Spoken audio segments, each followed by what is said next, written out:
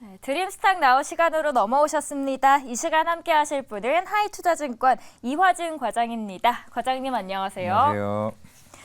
네, 오늘 국내장 이야기로 풀어보려고 합니다. 일단 네. 10월 19일부터 모빌리티 혁신법이 시행이 되는데 네. 어떤 내용인가요? 흔히 민간에 대한 혁신법, 우리가 흔히 이동 수단에 대해서 편의를 제공해주는 역할이 있는데 그동안 우리가 이동할 수 있는 상황에서 못하는 것을 이제 흔히 샌드박스 규제를 풀어준다라는 얘기를 하고 있습니다. 흔히 자율주행 관련 이슈나 아니면은 드론과 같은 이슈들, 특히 여객 서비스와 같은 부분들을 하나 둘씩 풀어주는 대신에 향후 실증 지원, 사업비나 향후의 보험료를 지원해주는 방안을 하는 게 이제 이건데 11월 19일 날 이거를 이제 접수를 받는다는 겁니다. 우리가 너네 한번 검토를 해보고 괜찮으면은 너네 이거 샌드박스 규제 풀어줄게 라는 흐름이기 때문에 아마 드론 관련주들이나 좀 로봇 관련주들의 좀 시장의 흐름이 좀 좋지 않을까 생각하고 있습니다. 그러면은 관련된 기업으로는 로봇이나 드론 쪽이 생각이 나는데 주의 깊게 봐야 될 기업들이 있을까요?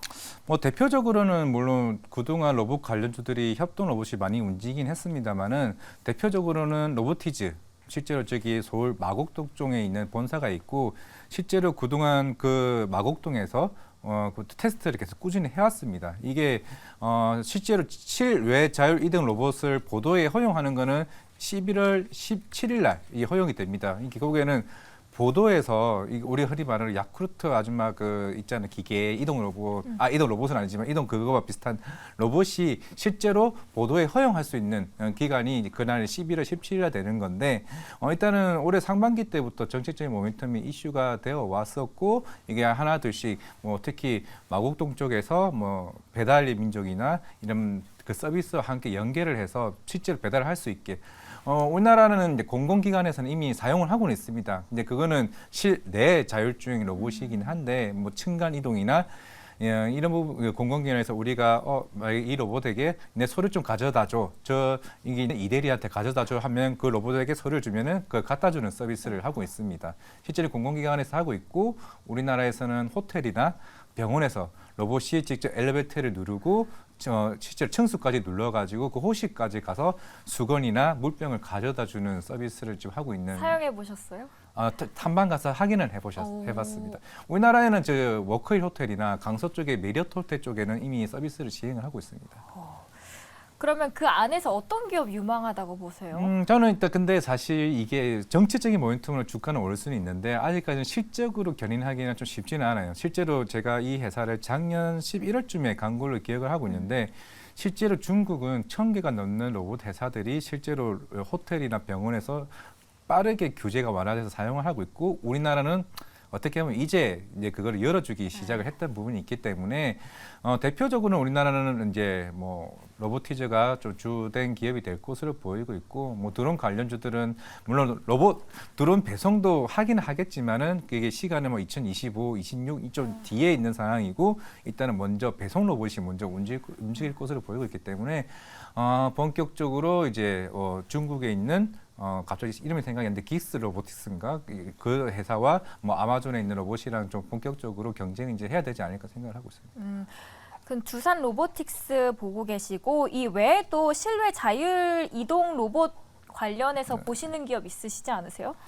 일단은 아까 말씀드린 건 사실 실외 자율주행이나 실내 자율주행 로봇을 사실 하고 있는 건 우리나라에서는 아직까지는 제가 기억을 하고 있고는 로보티즈밖에 없습니다.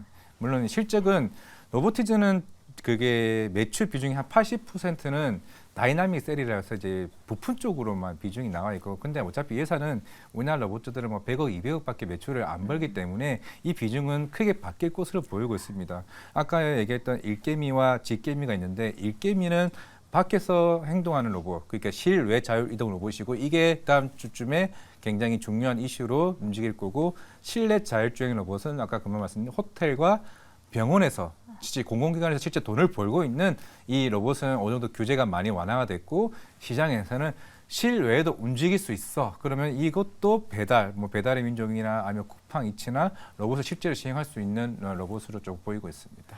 그런데 보호 예수가 만약에 해제되면 주가가 하락할 가능성이 있는데 이거와 관련해서는 어떻게 봐야 될까요? 최근에 11월 6일 날 두산 로보틱스가 140만 주에 대한 물량이 보호에서 풀렸죠. 이게 10월 6일 날 상장이 됐고 여기서 한 44만 주 정도가 코봇 홀딩스가 지분을 가지고 있습니다. 나머지는 기간 수요 예측으로 들어왔던 물량들이 나올 것으로 보이고 있는데 일단은 코봇 홀딩스가 상장됐을 때 대략 한 1,000억이 넘는 현물을 매도를 했습니다. 보유수가 묶이지 않은 물량들을. 그러면 뭐 오늘 같은 경우 그 가격대가 사실 6만 원대고 지금 4만 원대인 상황에서 과연 팔았을지를 기타 부분에서 좀 확인해봐야 되는 상황이고 이거 코봇 홀딩스는 11월 6일 날 44만 주고 그리고 12월 6일 날 또 44만 주 마지막으로 1월 6일 날 44만 주 물량이 좀 남아 있는 상황이긴 하나 일단은 3분기 실적이 안 좋았던 한학이 어닝 쇼크가 나왔음에도 로봇주들이 상승을 하는 흐름이 나왔습니다. 그 이유는 결국 중국이 경기 부양책을 점차적으로 실시를 하고 있고 4분기 때부터 그런 제조업 기반의 어느 정도 회복 속도가 올라갈 수 있다는 측면에서 로봇이 좀 긍정적으로 보이고 있거든요. 두산 로보틱스도 물론 협동 로봇에서 전 세계 4위 기업이긴 하나 일단 북미 쪽이나 중국 쪽의 진출을 이제 앞두고 있는 상황에서 뭐 내년 한 2분기쯤 흑자를 전환한다는 기조가 분위기가 이제 매크로적 이슈가 되어 있기 때문에 좀 바닥에서 올라오고 있지 않은가. 물론 보유예수 물량이 많긴 하지만은 그것도 억누를 수 있을 만큼의 모멘텀이 있기 때문에 좀 두산 로보틱스가 생각보다 견조하다라고 생각하고 있습니다. 아직까지 두산 로보틱스 전망이 밝고 모멘텀이 견조하다라고 이야기를 해주셨습니다. 지금 프리마켓 동향도 한번 살펴보기 전에 테슬라 이야기도 짚고 넘어가 봐야 될 것 같습니다. 안 그래도 테슬라가 가격 인하 정책을 펼치고 있는데 저가형을 또 내놨다고요. 심지어 11월 30일에는 사이버 트럭도 출시를 하고 있죠. 제가 한 달 전에도 여기 방송에서 얘기를 했던 것 같은데 지금 일론 머스크의 입장에서는 우리가 손실을 보더라도 물론 3분기 실적도 안 좋았지만은 손실을 보더라도 경기 침체 구간에 가격 인하를 시키고 심지어 저가형 모델 3,500만짜리 차를 독일에서 만든다고 하는 상황에서 다른 완전 경쟁 업체들을 그냥 죽여버리겠다는 심산이 굉장히 크다로 좀 보일 수가 있을 것 같습니다. 그만큼 글로벌 자동차 수요가 부진한 상태에서 여적 캐파를 계속 확대해 나간다. 그만큼 우리가 이게 코로나 때도 겪었고 사실 금융위기 때 2008년도에도 예전에 크라이슬러 이제 부도 이슈도 있었고 그러면서 다른 회사에 인수하는 흐름이 있었기 때문에 일론 머스크는 그걸 충분히 겪었고 그때 당시에 유럽의 완성차 업체들 이 회사들이 망할 수도 있어라는 흐름까지 왔었기 때문에 만약에 유럽이 경기 침체가 생각보다 계속 오래 충분히 간다라고 하게 되면은 이미 북미 시장에서는 테슬라가 꽉 잡고 있고 이런 유럽 시장에서 마저 유럽 완성차 업체들보다 경쟁력이 굉장히 높아진다라고 하게 되면은 충분히 승산이 있지 않을까 좀 생각을 하고 있습니다. 승산이 아직까지는 있을 수 있다라고 해주셨어요. 최근에 대래 실적도 발표가 됐습니다. 꽤 잘 나왔고 실적뿐만 아니라 이제 가이던스까지 확인을 해야 되는데 가이던스 또한 잘 나왔거든요. 네. 델은 어떻게 봐야 될까요, 저희가? 참 델도 올해 상반기 때부터 AI 관련 이슈와 함께 주가가 계속 이제 꾸준히 지금 올라왔었죠. 실제로 이번 실적도 굉장히 좀 잘 나왔었던 것 같고 우리가 흔히 엔비디아가 GPU를 만든다고 하면은 최근에도 엔비디아뿐만 아니라 뭐 AMD나 마이크로소프트나 테슬라 도저도 이제 본격적으로 AI 칩을 개발을 한다라고 얘기를 하고 있기 때문에 그럼 이 고사양에 대한 AI 칩이 나온다고 하게 되면 하나의 그러면 이 인프라가 있어야 됩니다. 결국에는 이 서버를 만드는 회사가 어디냐? 서버 컴퓨터를 만드는 델 회사. 결국에는 델 회사도 제일 중요한 거는 오늘 8% 정도 어제 급등하고 끝났던 걸로 기억을 하고 있는데 결국에는 가이던스에서 너네 AI 관련된 부품이나 이런 서버용 컴퓨터를 내년에 200% 이상 오히려 더 크게 생산을 하겠다라는 얘기가 나오면서 그만큼 AI 시장에 대해서 너네 엔비디아 좋아. 그래 너네 많이 만들어. 우리 고객사 많으니까 그걸 내가 충분히 그 서버용 데스크탑을 서버용 컴퓨터를 우리가 충분히 보강해서 만들어 줄게. 이 흐름으로 좀 델이 오늘 아마 어제도 올랐었기 때문에 오늘 11시 반에 장이 열리게 되면 그쪽도 충분히 좋아지지 않을까 좀 생각을 하고 있습니다. 그러면은 대리 이제 글로벌 차원에서 가지고 있는 AI 4대 전략들이 있는데 엔비디아 등과 관련된 협력 전망은 어떻게 보세요? 그렇죠. 지금 엔비디아는 HBM 관련해서도 SK 하이닉스 때 4분기에 미리 선급까지 주면서 이 선점하는 효과도 있었기 때문에 분명히 여기서도 델 AI 쪽에서는 AI 서버 쪽에서는 델이 압도적으로 전 세계 1위입니다. 그러면은 AMD나 마이크로소프트는 너네 고객사 만들기 전에 엔비디아가 이거 우리 거니까 내가 우리 돈을 줄게. 그러니까 이거 나중에 만들어지면 우리부터 좀 많이 만들어줘. 우리 거부터 만들어줘. 흐름이 좀 가지 않을까라고 생각을 하고 있습니다. 예전에 반도체도 코로나 때 그 ASMR, ESV에 대한 그 선점 효과도 굉장히 있었기 때문에 그런 공급에 대한 이슈에 대한 부분도 충분히 나올 수 있지 않을까 생각을 하고 있기 때문에 엔비디아는 그렇게 전 세계 공급망을 빠르게 장악하려고 하는 부분들이 결국에는 델이나 아니면 삼성전자나 아니면 SK 하이닉스 쪽으로 전 세계 흐름을 빠르게 잡아가는 흐름이 되지 않을까. 결국에는 반도체 시장 자체가 그만큼 내년에도 충분히 고성장을 할 수 있는 분위기가 되지 않나라고 생각하고 있습니다. 반도체 자체에 대해서도 긍정적이다라고 하셨고 엔비디아의 상승세가 델과 그리고 SK 하이닉스 등 다른 기업들에게도 낙수 효과를 줄 수 있다라고 하셨어요. 오늘 국내 증시 흐름 좀 짚어보려고 하는데 어제 환호석을 정말 다 거의 반납을 했어요. 맞아요. 에코프로 그룹주는 상한가를 기록했고 어제 정확하게 기억을 하고 있는 게 에코프로는 상한가에 18만 주가 쌓였고 그게 한 1,100억 정도고 에코프로 비하면 500억 정도의 상한가 잔량이 쌓였는데 오늘 아침에 생각보다 큰 상승 흐름이 아니었고 한 9%, 한 10% 정도 올랐다가 빠르게 좀 빠지는 모습을 보였단 말이죠. 물론 오늘 해외 IB들에 대한 기사들이 하나둘씩 나오고 있습니다. 한국의 공매도는 실수한 것이다 얘기가 나오고 있기 때문에 그만큼 어제 같은 경우는 외국인들의 쇼크보링으로 인한 주식 상한 효과로 외국인 매수세가 크게 나왔다면은 오늘은 반대로 그 현물들을 파는 흐름을 나왔기 때문에 생각보다 사실 2차 전지에 대한 흐름은 조금은 쉽지는 않을 것으로 보이고 있습니다. 물론 오늘 에코프로가 아침에 실적 발표를 했고 물론 콩콜에서 에코프로 관련 거기서도 4분기 때 양극재에 대한 마진이 4분기 때는 개선할 수 있다라고 얘기는 했지만은 오늘 좀 증권사 몇몇 리포트에서는 4분기도 쉽지 않다라고 얘기를 했습니다.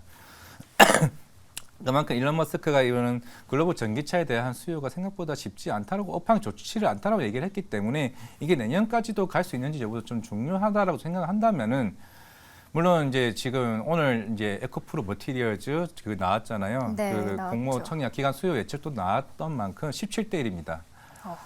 물론 이제 30일에서 11월 3일까지 기간 수요 예측이 나왔고 실제적으로 대형 증권사나 몇몇 불참했던 기관들도 없지 않아 있었고 실제로 시장에서는 한 3조까지 또 될 수 있지 않을까라고 했는데 2조 4,600억 거의 공모가 가장 밑에 있는 하단에 마감이 됐어요. 왜냐하면은 이게 하루만 늦었으면 어떻게 됐을까? 만약에 어제 마감이 됐다라면 어제 상한가 올라서 2차 전지 반등하나? 그럼 기관들은 갑자기 우리도 참여할래라고 분위기가 됐을 텐데 이게 시기가 딱 이게 하루 차이로 이래 분위기가 기관 수요가 안 좋았고 그러면 이제부터는 일반 공모가 여기서 분위기가 어떻게 될지에 따라서 분위기가 달라진다고 보고 있습니다. 그러면 분위기가 반전돼서 다시 올라갈 가능성도 있을까요? 근데 생각보다 쉽지 않은 게 물론 다음 주 금요일 날 상장을 하게 되는데 일단 기관 수요 예측이 안 좋았고 물론 근데 오늘 또 에코프로는 물론 반등을 하긴 했습니다만은 내일도 제가 볼 때 시장을 글쎄요. 물론 외국인 매도세가 더 강해진다라고 하게 되면은 일반 공모도 충분히 쉽지는 않을 것으로 보고 있는데 만약에 일반 공모가 좋다고 하더라도 이미 공모가 가격이 확정이 됐기 때문에 만약에 다음 주 금요일 날 상장되게 되면은 매도세가 좀 더 강하지 않을까. 뭐 흔히들 따따상 얘기를 하고는 있지만은 사실 지금까지 따따상이 나온 종목들이 거의 없단 말이죠. 그렇다면은 업황 자체가 안 좋다라고 하게 되면은 생각보다 에코프로 머티리얼즈에 대한 흥행은 어떻게 보면 참패가 되지 않을까라는 생각도 조심스럽게 생각을 하고 있습니다. 그러면은 2차 전지에 대한 전망 과장님께서는 어떻게 보시는지요?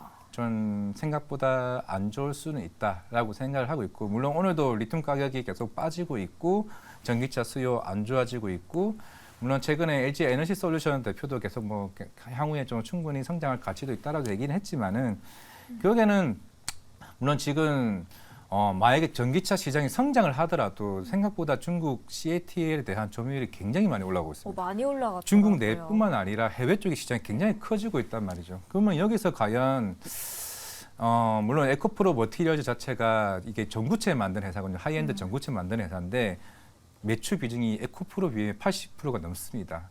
그래서 최근에 김병훈 대표님이 한 세미나를 제가 들었었는데 물론 해외 고객사를 한 곳에 컨택을 하고 있다라고는 하지만은 과연 이게 지금 우리나라 입장에서는 전구체 90%를 중국에서 수입을 하고는 있습니다. 물론 이제 우리 입장에서는 에코프로 머티리얼즈가 정말 잘해가지고 그런 수직 계열 잘 되고 우리나라 배터리 회사들이 우리나라 그 양극재 회사들이 전구체를 수입을 해보면 오히려 우리나라 회사에 대한 에코프로 머티리얼즈 가져보면 굉장히 좋기는 하죠. 좋기는 한데 생각보다 이 시장을 계속 빠르게 지금 용역을 넓혀가고 있는 게 생각보다 내년 상반기까지는 안 좋을 수 있을 것 같다라고 생각을 하고 있습니다. 2차 전지 이야기하니까 시청자분들께서도 유유 많이 이야기가 욕을 나오고 먹더라도 어쩔 수 있습니다. 없는 것 같습니다. 네. 2차 전지에 대한 이야기는 여기까지 한번 해보고요. 화장품주도 한번 해볼까 네. 합니다. 중소형주들이 꽤 실적이 맞죠. 잘 나왔어요. 아모레퍼시픽 그리고 에이텔건강 실적 나왔을 때는 저도 놀라셨어요. 그 컨센보다 50% 하회할 정도니까 뭐야 중국인들이 그 정도로 우리나라 화장품을 싫어해? 그러니까요. 물론 시장에서는 클리오나 IPM SC나 CNC 인터내셔널 중소형 화장품 단에는 생각보다 시장이 안 좋았음에도 불구하고 이거를 사방을 지켜줬단 말이죠. 그만큼 중소형 화장품이 이번에 실적이 잘 나온다는 얘기는 사실 어느 정도 시장에서는 예견이 됐었어요. 최근에 인글루드랩 그리고 코스메카 코리아 실적이 잘 나오다 보니까 오늘 막 클리오는 막 9% 상승 가고 IPM SC 굉장히 급등하는 흐름이 나왔는데 그 이유가 이제 지난달에 어느 정도 예견이 됐었죠. 중국인들이 생각보다 한국에 왔더니 면세점도 별로 안 가고 그리고 백화점도 별로 안 쓰고 그게 호텔 신라 실적에서도 어느 정도 충분히 반영이 됐단 말이죠. 결국에는 올리브영을 굉장히 많이 갔다는 거예요. 오히려 비싼 고가의 네. 화장품을 쓰지 않고 소비 형태가 좀 바뀐 거죠. 저 심지어 서울역에서 봤는데 그 옛날에 2015년도에 앵커님 아시는 모르겠지만 그때는 마스크팩을 박스채로 들고 다니고 그랬었거든요. 제가 이번에 서울역에서 허니버터칩을 박스채로 들고 가는 여자 중국인들을 봤습니다. 직접 목격하셨어요. 네. 2박스를 가지고 가시더라고요. 그 캐리어에. 그만큼 이런 과자나 아니면은 유행했던 과자나 아니면은 그 중소형 색조 화장품, 뉴진스가 쓴데 아니면은 유명한 걸그룹이 쓴데라는 그런 인식의 새로운 트렌드가 그쪽을 몰렸던 것 같습니다. 색조 화장품이나 아니면은 그런 과자 같은 부류에 그만큼 그래서 클리오나 IPM SCO 같은 중소형 화장품의 실적이 3분기도 크게 기대되는 흐름이 아닌가. 확실히 분명히 우리 8월 달에 중국 단체 관광이 오면은 면세점이 1등, 그다음에 카지노, 그다음 사장품을 봤었는데 오히려 완전 반대가 됐죠. 카지노도 생각보다 실적은 아마 좋게 나오지는 않을 것 같아요. 전 저도 의외라고 생각했던 게 중국도 이제 화장품 꽤 잘 만든다라고 해서 별로 관심 없다라고 생각을 했었는데 의외였거든요. 그럼 화장품주에 대한 투자 전략은 저희가 어떻게 세우면 좋을까요? 그래도 저는 이제 아모레퍼시픽 같은 경우는 최근에 코스RX를 인수를 했던 거에 물론 지난주에도 얘기를 했습니다만은 결국 북미 시장을 조금 공략을 하는 회사들은 충분히 저는 4분기 때부터 살아날 수 있다고 생각을 하고 있고 중소형 화장품도 사실 중국이 와서 늘어났다고 얘기는 하고는 있지만은 사실 이 회사들은 동남아나 유럽이나 북미 쪽에서 그만큼 매출 성장이 빠르게 지금 올라오고 있는 회사들입니다. 그렇기 때문에 사실 중국에 대한 그냥 생각지도 않았는데 고맙네라는 하는 정도. 잘 되고 있는데 중국까지 덩달아 올라줬네. 그래서 너무 고마워. 이 정도 수준을 봐야 되기 때문에 중소형 화장품은 계속 갈 수 있다. 그만큼 주가도 많이 올라왔고 이번에 잘 버텨줬다는 거는 충분히 내년에도 성장할 수 있는 모멘텀이 있다라 좀 볼 수가 있을 것 같습니다. 네, 내년까지도 성장할 수도 있다라고 하셨고 중국과 미국 쪽만 이야기를 했는데 네. 새롭게 인도네시아 시장도 맞아요. 떠오르고 있다고 합니다. 특히 인도네시아나 이런 힌두교 이슬람 쪽에 있는 거는 할라 인증을 받아야 실제로 그걸 할 수 있는 상황이고, 그러니까는 우리 식약처에서 우리나라 할랄 그 인증 기관에 이미 등록이 된 회사들은 인도네시아 진출했을 때 굳이 너네들 할라 인증 안 받아도 면제시켜 주겠다는 걸 지금 얘기를 하고 있습니다. 실제로 지금 동남아 쪽에 우리나라 화장품이 생각보다 지금 빠르게 지금 올라오고 있어요. 특히 중소형 화장품 같은 경우도 아모레퍼시픽도 마찬가지고 이니스프리와 같은 그렇기 때문에 인도네시아 진출을 목전에 두고 있는 상황에서 시약처에서 이게 빠르게 진행되고 있는 좀 상황이라면은 지금 한국과 인도네시아 메디컬 로드쇼가 좀 진행되고 있는 상황에서 좀 시약처에서 빠르게 지금 진행을 하고 있는 상황이기 때문에 우리나라 뭐 화장품 입장에서는 충분히 좀 긍정적으로 볼 수가 있죠. 워낙 이제 저는 화장품을 항상 이렇게 생각합니다. 먼저 K 엔터가 자리를 잡고 그 다음에 화장품이 움직여요. 그게 일본이 그랬습니다. 일본이 작년에 트와이스가 워낙 일본에서 시장에서 K 엔터가 붐을 일으켜줬고 그 다음에 한국 색조 화장품이 갔더니 갔더니 우리 그 이태원 클라스 그 녹색 소주를 일본 애들이 좋아했고 그러고 나서 색조 화장품까지 올라간 거거든요. 그렇기 때문에 인도네시아는 워낙 이제 우리나라 K 엔터가 어느 정도 충분히 자리 잡고 있는 상황이기 때문에 사실 뭐 그냥 알아서 가게 되면은 한라 인증만 받으면 자연스럽게 화장품 실적도 올라갈 수 있는 나라이지 않을까 생각을 하고 있습니다. K-팝의 열풍을 타고 K-뷰티까지도 이어나갈 수 있다라고 정리를 해보도록 하겠습니다. 마지막으로는 지스타 이야기입니다. 네. 지스타 이벤트를 앞두고 있는데 게임주들의 실적이 좋습니다. 저도 깜짝 놀랐어요. 오늘 막 위메이드, 크래프톤이 막 컨센 상해가 나오고 있고 뭐 애널리스트 간에 뭐 공방도 뭐 나오고는 있는데 일단 위메이드 같은 경우는 지금 중국의 액터즈 소프트 회사와의 그냥 5년간의 그런 로열티를 이제 받기로 했었는데 그게 이번에 실적에 좀 반영이 됐던 부분이 있어가지고 컨센 간에 좀 괴리가 좀 나오긴 했었는데 실제로 5년간 5천억, 그러니까 연간 1,000억을 그냥 통으로 들어옵니다. 지금의 미르 4인가 미르 5까지 나왔는데 미르 2, 미르 3에 대한 시리즈에 대한 로열티를 지금 그렇게 받는 겁니다.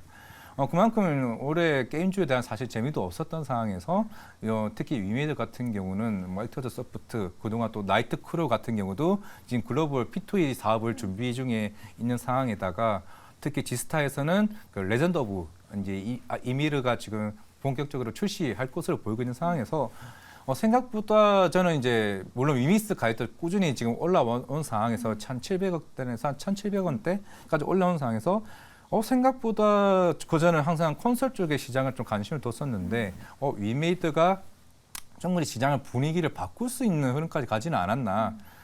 위메이드가 그동안 네유즈가 피해 거짓이 생각보다 성공을 하면서 생각보다 좋네. 근데 여기서 심지어 위메이드까지 나왔다. 크래프트는 실적 잘 나왔는데 그러면 이번 주에 NC서부터 네오제 실적 발표가 목요일 금요일에 있거든요. 그러면은 생각보다 게임주가 시장을 주도 섹터로서 갈 수 있는 물론 규모가 작긴 하지만 충분히 재미를 볼 수 있는 섹터가 아닐까 좀 생각을 하고 있습니다.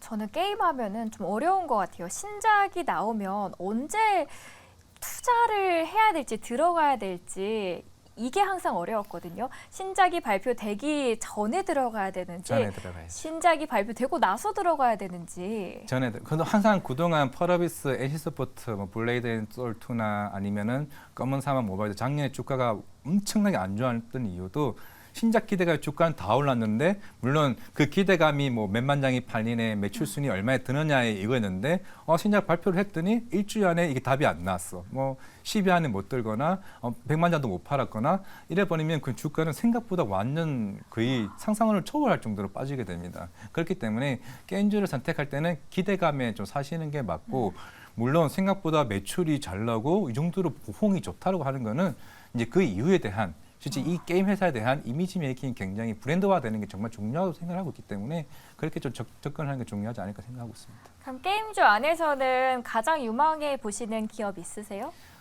이제 네오즈는 이미 시장에서 이미 나왔었고 이제 다음 달에 나올 NC소프트나 넷슨 게임즈가 이제 콘솔에 대한 신작들이 나올 것으로 보이고 있습니다. 크래프톤은 실적은 잘 났지만은 신작에 대한 부재. 펄어비스는 내년 한 여름쯤. 그렇다면은 지금 당장에 접근해 볼 만한 거는 NC소프트가 이번 신작 쇼케이스에서 그동안 유저들의 반응을 좀 들어줬다라는 측면에서 조금 긍정적으로 봐야 될 것 같아요. 실제로 모바일 게임에서나 할 법한 자동 게임을 갖다가 없앴습니다. 그건 굉장히 제가 봤을 때도 제가 또 게임을 좋아하는 입장에서도 진짜 잘했다는 좀 생각을 볼 수가 있겠고 그리고 이제 아마존 게임즈가 전 세계적인 이제 퍼블리싱 이제 업체이기 때문에 이 회사와 손을 잡았다는 측면도 저는 긍정적으로 보고 있는 상황에서 오늘 또 심지어 중국 텐센트 게임즈와 옛날에 계약을 했던 부분들이 이제 공개가 되면서 확실히 퍼블리싱 쪽으로는 유통사는 NC소프트가 조금 인프라를 잘 잡았다는 측면에서 과연 얼마만큼 이번 스로렌 리프트가 성공하냐에 따라서 분위기는 게임주가 생각보다 좋아질 수 있는 흐름을 갈 수 있을 것 같습니다.